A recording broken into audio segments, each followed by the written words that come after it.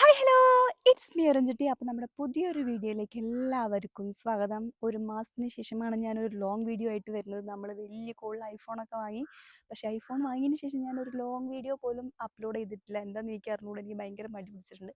അപ്പം ഞാനിന്ന് വിചാരിച്ചു ഇന്നൊരു സാധനം നമുക്ക് ഉണ്ടാക്കാം കേട്ടോ. എന്താണെന്നല്ലേ, ബാ നമുക്കിതിലേക്ക് ഉണ്ടാക്കാൻ വേണ്ടിയിട്ട് തേങ്ങ വേണം കേട്ടോ. 3 തേങ്ങയാണ് എടുത്തത്. തേങ്ങയൊക്കെ വമ്പം വിലയുള്ള സമയമാണ്, പക്ഷേ നമ്മൾ ഉണ്ടാക്കാൻ വിചാരിച്ച സാധനത്തിന് തേങ്ങ ഇല്ലാണ്ട് കഴിയില്ല. ഞാനിപ്പോൾ നമ്മുടെ പാരയിലാണ് പൊളിക്കുന്നത് കേട്ടോ. എനിക്ക് തേങ്ങ പൊളിക്കുക എന്നുള്ള പരിപാടി അറിയില്ലായിരുന്നു, ഇപ്പം പഠിച്ച് വന്നതേ ഉള്ളൂ. അമ്മ എപ്പോഴും എന്നെ കളിയാക്കായിരുന്നു. അമ്മയൊക്കെ അതേ വെട്ടുകത്തിയോണ്ടാണ് തേങ്ങ പൊളിക്കുക കേട്ടോ. പലപ്പോഴും ഞാനത് ട്രൈ ചെയ്തിട്ട് പാളിപ്പോയിട്ടുള്ള കാര്യമാണ്.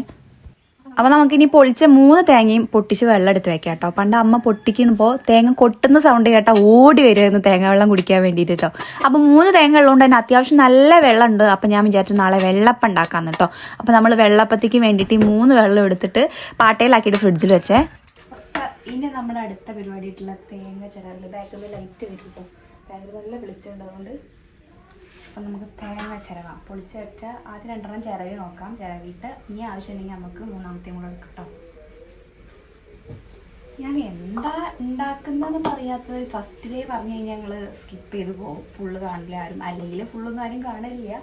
അപ്പം ഞാൻ വിചാരിച്ചു സ്റ്റാർട്ടിങ്ങിൽ പറയണ്ട, എന്നാലും കുറച്ച് ആൾക്കാരൊക്കെയെങ്കിലും ഗസ് അടിച്ച് മനസ്സിലാക്കാൻ പറ്റുന്നുണ്ടായിരിക്കും തേങ്ങയൊക്കെ പൊളിക്കണ കണ്ടപ്പോൾ. കുറച്ചേരം വെക്കും, കാരണം 3 തേങ്ങയുടെ മുന്നിൽ ചേർക്കുന്നുണ്ട്.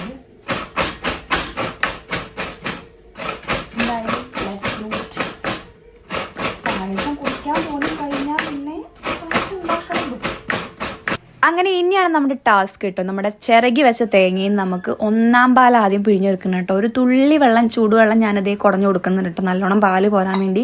എന്നിട്ട് നന്നായിട്ട് കൈ കൊണ്ടൊന്ന് അമർത്തി കുഴച്ച് കൊടുത്തിട്ട് നമുക്കതേ അപ്പുറത്തെ പാത്രത്തിലേക്ക് ഒന്ന് പിഴിഞ്ഞെടുക്കാം കേട്ടോ അതിൻ്റെ നീര്.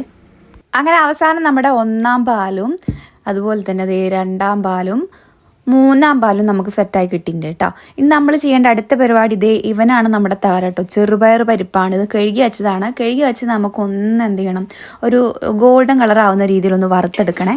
അപ്പം നമ്മുടെ ചെറുപയർ പരിപ്പ് ഇതേ ഒരു ഗോൾഡൻ ഷെയ്ഡായി വന്നിട്ടുണ്ട് കേട്ടോ. ഇനി നെറ്റ് ചെയ്താൽ കരിഞ്ഞു പോകും. അപ്പം നമുക്ക് എന്തെങ്കിലും വാങ്ങിയിട്ട് ചൂടാറാൻ വയ്ക്കേ. ഇനിയാണ് നമ്മുടെ മെയിൻ കലാപരിപാടികൾ കേട്ടോ. കുക്കറിലേക്ക് നമ്മുടെ പരിപ്പും അതുപോലെ തന്നെ 1-ാം പാലും ചേർത്ത് കൊടുത്തിട്ട് നന്നായിട്ടൊരു 2-3 വിസിൽ അടുപ്പിച്ചെടുക്കണം കേട്ടോ. 1-ാം പാലിനെ ചേർത്ത് കൊടുക്കണമായിരിക്കും കുറച്ചും കൂടെ നല്ലത്. കുക്കർ നമ്മളിതേ അടുപ്പത്ത് വെച്ചിട്ടുണ്ട് കേട്ടോ. കുക്കറിലെ വിസിൽ വരുമ്പോഴേക്കും നമുക്കിതേ ശർക്കര ഉരുക്കിയിട്ട് ശർക്കരപ്പാവ് ഉണ്ടാക്കാം കേട്ടോ. കുക്കർ വെച്ച് കഴിഞ്ഞ് അടുപ്പത്ത് വെച്ച് ശർക്കരപ്പാവ് റെഡി ആയപ്പോഴും നമ്മുടെ കുക്കറിന് ഒരനക്കം ഉണ്ടായിരുന്നില്ല കേട്ടോ. ഞാൻ കുറച്ച് നേരം കൂടെ വെയിറ്റ് ചെയ്യാമെന്ന് വിചാരിച്ചിരുന്നേ. അങ്ങനെ പ്രതീക്ഷിച്ച പോലെ തന്നെ കുക്കർ നല്ല 8ന്റെ പണി തന്നു ഗൈസ്. കുക്കർ വിസിൽ വരുന്നില്ല. അങ്ങനെ എൻ്റെ സന്ദർഭോചിതമായ ഇടപെടൽ കാരണം അടുപ്പിൽ തീക്കൂട്ടിയതേ നമ്മൾ എന്നും ചെയ്യുന്ന പോലെ അടുപ്പത്ത് വെച്ചു ഗൈസ്. ഹായ് ഗൈസ്, ഫൈനലി നമ്മുടെ പായസം റെഡി ആയി കഴിഞ്ഞു ഗൈസ്. കുക്കറിലിട്ടപ്പോൾ കുക്കർ ചച്ചു, പിന്നെ അതേ അടുപ്പ് തീക്കൂട്ടി അടുപ്പിൽ വെച്ച് സെറ്റാക്കി. കുറച്ച് നമ്മളത് ചൂടാറാൻ വേണ്ടി പാത്രത്തിലാക്കി വെച്ചു.